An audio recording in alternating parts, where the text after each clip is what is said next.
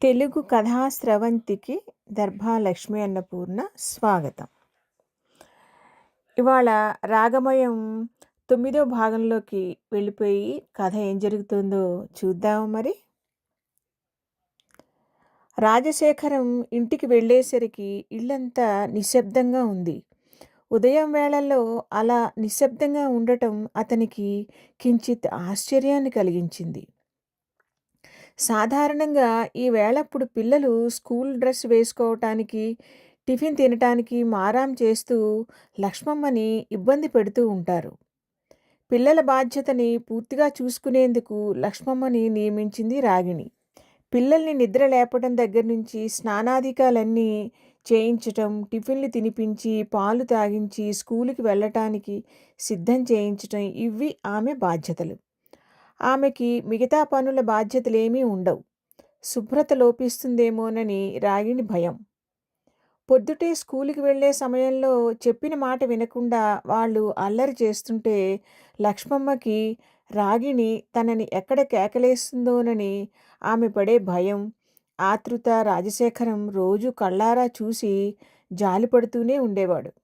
మళ్ళీ అలా అని లక్ష్మమ్మ పిల్లల్ని ఒక్క కసురు కసరడానికి వీల్లేదు. అలా చేస్తే ఆమె జీవనభృతి ఆగిపోయినట్టే. ఆమె పిల్లల చదువులకని, వైద్యాలకని డబ్బు సహాయం రాగిణి బాగానే చేస్తూ ఉంటుంది. మధ్యతరగతి ఇంట్లో పెరిగిన రాజశేఖరం దూరంగా నిలబడి ఈ గొప్పింటి విడ్డూరాలని అబ్బురంతో వీక్షిస్తూ ఉంటాడు. ఈ తల్లికి పిల్లలు తెచ్చే ర్యాంకులు, మెచ్చుకోలులు కావాలి కానీ ఒక్క పూటైనా ఓర్పుగా, ప్రేమగా ఆ పసివాళ్ళకి భోజనం పెట్టే ఓపికే లేదు. పెళ్ళయిన వెంటనే రాజశేఖరం వేరే ఇల్లు తీసుకోవటానికి సిద్ధపడినప్పుడు ఫణిభూషణరావు గారు అన్నారు అల్లుడితో, శేఖరం, నాదో కోరిక. నాకు ఉన్నది ఒక్కగానొక్క బిడ్డ. నా భార్య పోయినప్పటి నుంచి నా బిడ్డని చూసుకునే బ్రతుకుతున్నాను. నువ్వు నీ భార్య కూడా నాతో పాటే ఉంటే బాగుంటుందని నా కోరిక. అలా అని నిన్ను ఇల్లరికపు అల్లుడిలా ఉండమనటం లేదు. కింద ఇంట్లో నేను ఉంటాను, పైన మీరు ఉండండి. మీ అమ్మగారికి సౌకర్యంగా ఉంటుంది. నా కోరిక తీరుతుంది అన్నారాయన. ఆ పెద్దాయన అర్థింపుని కాదనలేకపోయాడు రాజశేఖరం. ఉదయం పూట మాత్రం పైకి వచ్చి కూర్చుంటారు పిల్లల్ని చూసుకునేందుకు. ఆయన భోజనం అన్నీ క్రిందనే. వంటవాళ్ళు ఎవరిది వాళ్ళకే చేసేస్తారు.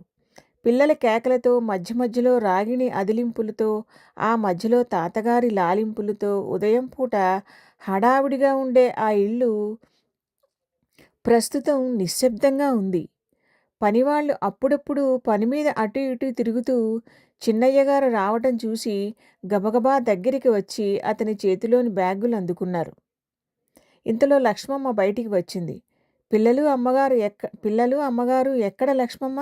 అడిగాడు శేఖరం. అమ్మగారు ఊరెళ్ళి 2 రోజులైంది సార్. పిల్లల్ని తీసుకుని వెళ్ళారు. వచ్చేసరికి 4 రోజులు అవుతుంది అన్నారు అంటూనే లక్ష్మమ్మ లోపలికి వెళ్ళి ఒక కవరు తెచ్చి, ఇది అమ్మగారు మీకు రాగానే ఇమ్మన్నారు అంది. లక్ష్మమ్మ చేతిలోంచి ఆ కవరు అందుకుంటూ అడిగాడతను, మరి పెద్దయ్యగారు ఎక్కడా? పెద్దయ్యగారు నిన్ననే ఊరెళ్ళారండి. ఈరోజు రాత్రికి వచ్చేస్తానని చెప్పారండి. లక్ష్మమ్మ ఇక తన పని అయిపోయినట్టు వెళ్ళిపోయింది అక్కడి నుంచి. అమ్మగారు ఇచ్చిన కవరిని అయ్యగారికి జాగ్రత్తగా ఇవ్వటానికే వస్తోంది లక్ష్మమ్మ. రాజశేఖరం సోఫాలో కూర్చుంటూ అనుకున్నాడు మనస్సులో, పిల్లలు లేకపోతే ఇల్లంతా చిన్నబోయినట్టుగా ఉంది. వంటవాడు గుమగుమలాడుతున్న కాఫీ తీసుకువచ్చి చిన్నయ్య గారికి ఇచ్చాడు. ఆ ఇంట్లో పనివాళ్ళందరికీ రాజశేఖరం అంటే గొప్ప గౌరవం. అమ్మగారి తొందరపాటుతనం, చిన్నయ్య గారి ఓర్పు, సహనం, శాంతం వాళ్ళు గమనిస్తూనే ఉన్నారు. కాఫీ త్రాగుతూనే చేతిలో ఉన్న కవర్ని అటు ఇటు తిప్పి చూస్తూ ఏమై ఉంటుంది అనుకున్నాడు శేఖరం. దానిలో ఏదో వస్తువు ఉన్నట్టుగా కాస్తంత బరువుగానే ఉంది. ఒక్క క్షణం పాటు అర్జెంటుగా యూనివర్సిటీలో ఇవ్వాల్సిన పేపర్లు ఏమైనా ఏమో అనుకున్నాడు. కానీ కాస్త పరిశీలనగా చూస్తే అలా అనిపించలేదు. తన గదిలోకి వచ్చాడు దానిని తీసుకుని శేఖరం. ప్యాకెట్ని నెమ్మదిగా ఓపెన్ చేశాడు. కవర్‌ని. ఆ విప్పిన కవర్‌లో ఒక చిన్న పొట్లం, ఒక కాగితం మడత పెట్టినది ఉన్నాయి. ఆ చిన్న పొట్లాన్ని అటు ఇటు తిప్పి చూశాడు. ఏమై ఉంటుందా అని అంచనా వేయటానికని. అతని అంచనాకి అందలేదు. ఒక్క నిమిషం పాటు దానివైపే చూస్తూ ఉండిపోయాడు. ఆ పొట్లాన్ని విప్పి చూడగానే అతని కనుబొమ్మలు ఒక క్షణం పాటు ప్రశ్నార్థకంగా ముడివడ్డాయి. ఆ మరుక్షణం నమ్మశక్యం కాని ఆశ్చర్యంతో గబగబా పూర్తిగా విప్పి చూశాడు. అతనికి అందులో ఉన్నవాటిని చూస్తుంటే క్షణంసేపు ఏమీ అర్థం కాలేదు. ఇవి ఎవరివి? ఎవరికోసమైనా చేయించి తనని ఇమ్మనమని చెబుతోందా? కానీ, కానీ అతని గుండె వేగం అతనికి తెలియకుండానే హెచ్చింది. వీటిని చూస్తుంటే ఇవి రాగిణివే అని స్పష్టంగా తెలిసిపోతోంది. అయితే ఎందుకు ఇలా? ఏదైనా రిపేర్ చేయించాలా? ఆ పొట్లంలో ఉన్నవి రాజశేఖరం రాగిణి మెడలో కొన్ని సంవత్సరాల క్రితం కట్టిన మంగళసూత్రాలు. గొలుసుతో సహా. ఇవి మెడలో లేకుండా బయటికి వెళ్ళిందా? అప్పటిదాకా మొండి మనిషి, అమాయకురాలు అనుకున్న రాగిణిలోని మరో భయంకర కోణమేదో రాజశేఖరం మనస్సులో సాక్షాత్కరించింది. మామూలుగా అయితే ప్రేమించే భర్త ఉనికికి తార్కాణంగా నిలిచే వీటిని స్త్రీ ఎంతో పవిత్రంగా, అపురూపంగా భావిస్తుంది. తన తల్లయితే మంగళసూత్రాలని కళ్ళకి అద్దుకునేది. అటువంటిది ఇలా నిర్లక్ష్యంగా తీసేసి పొట్లల్లో కట్టి తన చేతుల్లో పెట్టి బయటికి వెళ్ళింది అంటే సంప్రదాయాన్ని ఎంత లెక్కలేనట్టుగా ధిక్కరించగలిగింది.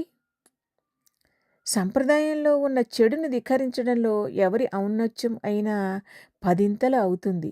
అంతేగాని గుడ్డిగా పాతది అన్నదాన్ని ప్రతిదాన్ని ఖండించటం నాగరికత అనిపించుకోదు. ఏదైనా బాగు చేయించుకోవలసి ఉంటే దగ్గర ఉండి చేయించుకోవాలి.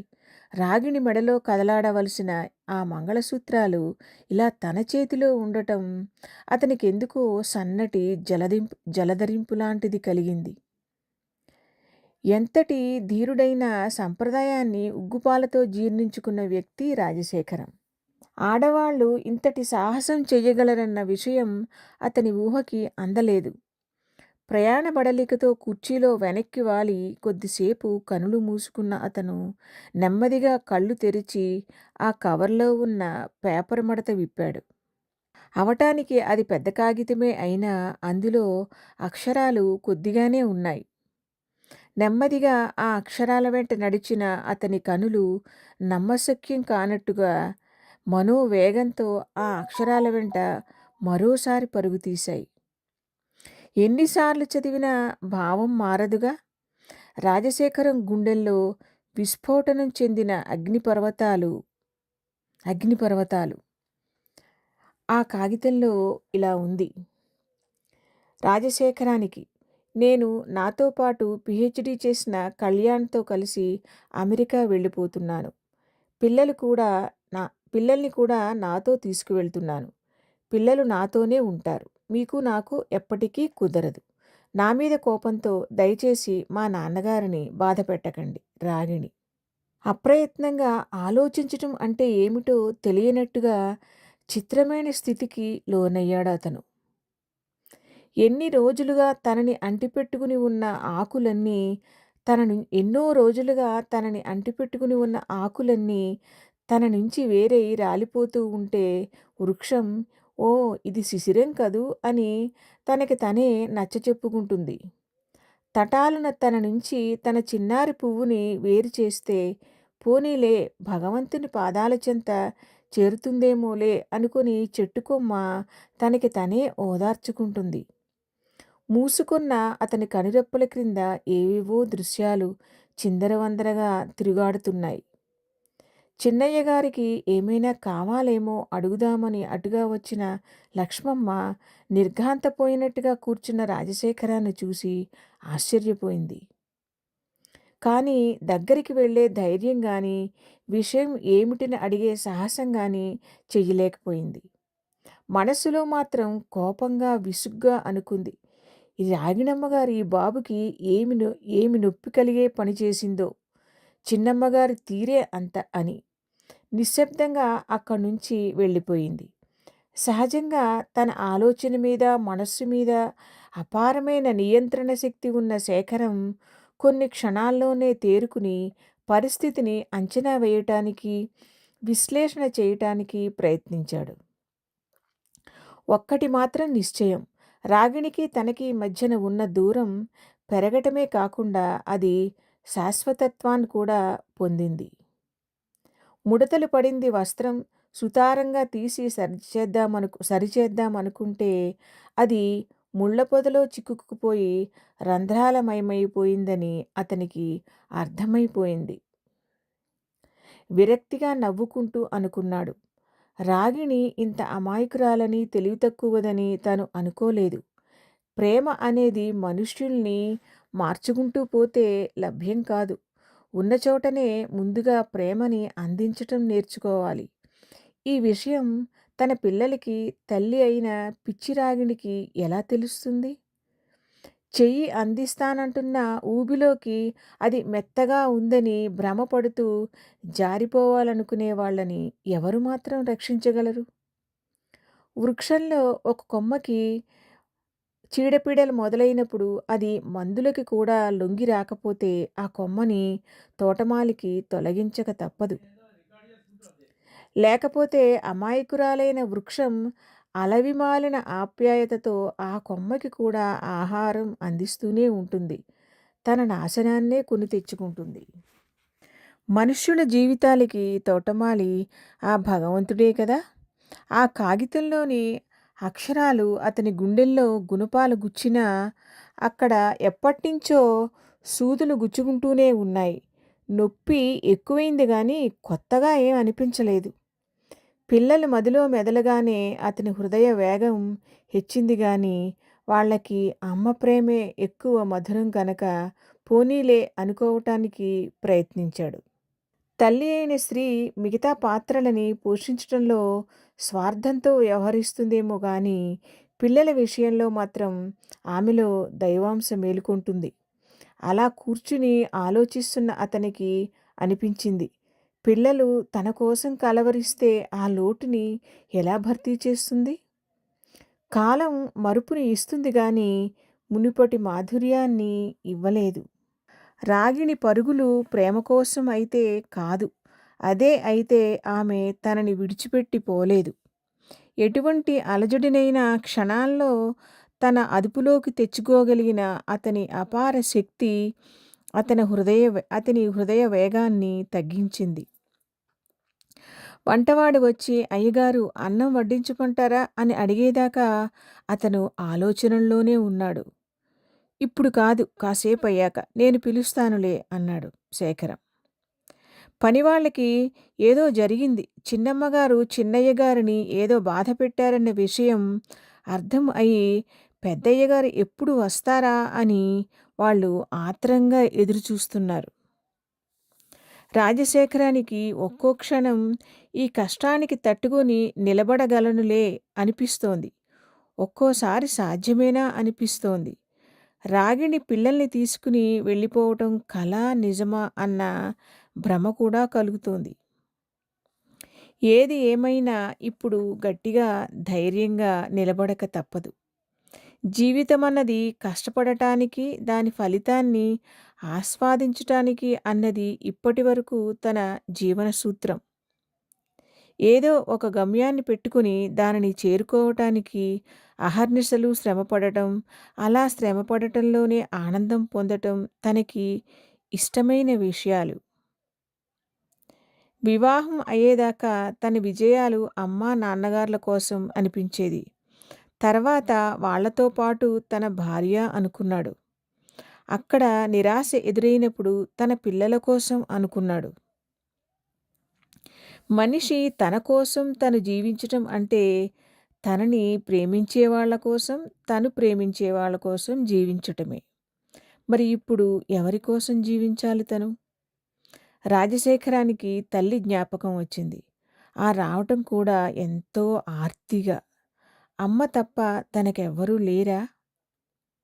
నీకు నువ్వు లేవా? అతనిలోని ధీరత్వం ప్రశ్నించింది. అతను ఉన్నాను. ఎప్పటికీ ఉంటాను కూడా.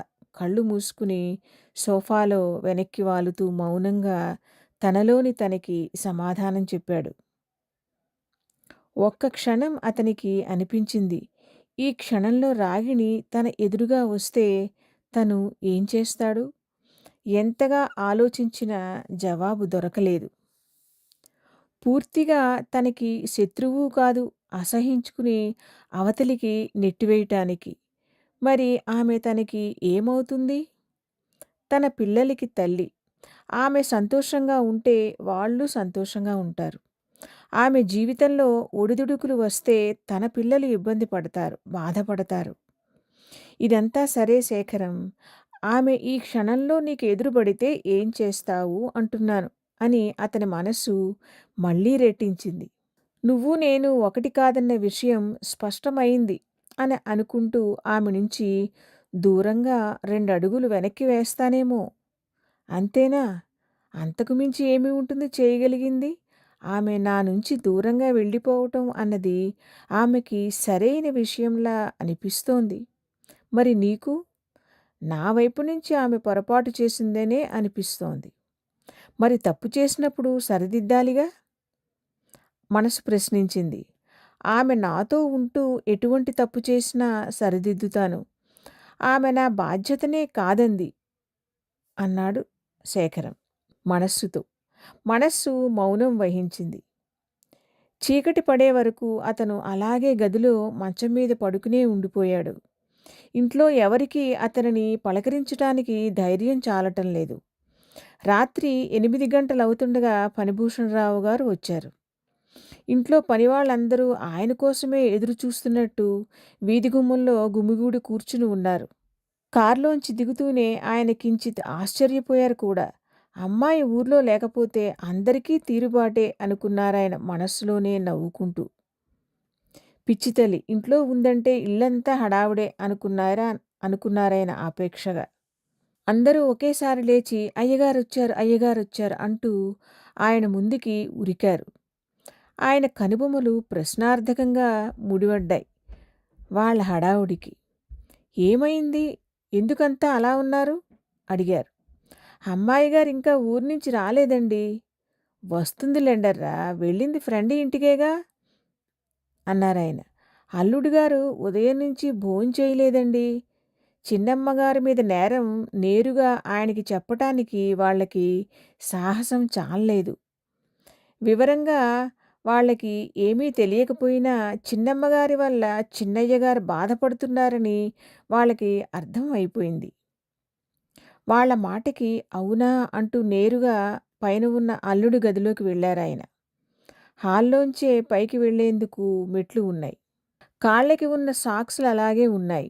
మంచం మీద వెల్లకిలా పడుకుని ఉన్నాడు శేఖరం. ప్రయాణ బడలిక వల్లనేమో అంత ఆవేదనలోనూ కొద్దిగా కునికిపట్టినట్లయింది అతనికి. ఫణిభూషణరావు గారు డ్రైవర్ని కారుని తీసుకువెళ్ళమంటే మా ఊరికి బస్సులో వెళ్ళడం అంటేనే ఇష్టమంటాడు శేఖరం. అల్లుడిలోని ఆ గుణమే ఆయనకి బాగా నచ్చేది. అతను పడుకున్న తీరు చూసి ఒక్కసారిగా ఉలిక్కిపడ్డారాయన. రాగిణి వ్రాసిన ఉత్తరం అతని చేతి మడతలో అలాగే ఉంది. పక్కనే కాగితపు చుట్ట. గబగబా ఆ కాగితపు చుట్టని విప్పి చూశారాయన. కూతురి మెడలో ఉండే మంగళసూత్రాలుగా గుర్తించారాయన. ఆయన ఎంతో ముచ్చటపడి వజ్రాలు పొదిగించారు వాటిమీద. మొదట ఏమీ అర్థం కాలేదాయనికి. రాజశేఖరం చేతిలో ఉన్న కాగితాన్ని నెమ్మదిగా తీసి అందులో ఏముందో చదివారాయన. ఒక్కసారిగా కళ్ళు చీకట్లు కమ్ముతున్నట్టుగా, గుండె ఆగిపోయినట్టుగా అనిపించింది ఆయనకి. సశేషం. ఇదండి ఈ వారం ఇవాల్టి కథ. మళ్ళీ రే ఒక రేపు కానీ ఎల్లుండి కానీ మళ్ళీ ఏం జరుగుతుందో ఈ కథలో చూద్దాం. ఇవాళ ఒక ముఖ్యమైన విషయం ఏంటంటే, ఈ కథా కాలంలో ఈ కథ నేను ఈ కథలో ఉన్న కాలంలో నేను చూపించిన కాలంలో, నడిపించిన కాలంలో అప్పట్లో ఈ బొ ఫో ల్యాండ్‌లైన్ ఫోన్ ఇంకా అప్పుడప్పుడే వస్తూ ఉంటుందనమాట. ఈ మొబైల్ ఫోన్‌లనే మాటే లేదు. అందుకని కథ అలా నడుస్తుంది. మీరు ఆ విషయాన్ని గమనించే ప్రార్థన. ఓకే. మీకు ఏమనిపించిందో కామెంట్స్‌లో చెప్పండి. మీకు నచ్చితే మీ ఫ్రెండ్స్‌కి చదవమని సజెస్ట్ చేయండి. నా ఛానల్‌ని సబ్స్క్రైబ్ చేయండి. నాకు చాలా ప్రోత్సాహం కలిగించినట్టుగా ఉంటుంది. Thank you.